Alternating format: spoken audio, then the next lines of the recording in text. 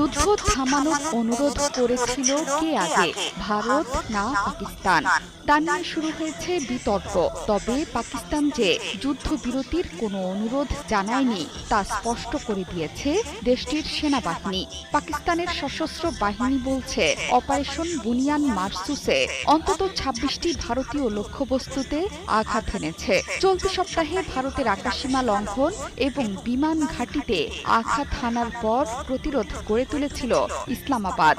পাকিস্তানের তুলনায় নয়াদিল্লির ক্ষয়ক্ষতির মাত্রা সবচেয়ে বেশি বলে সর্বমহলে আলোচিত।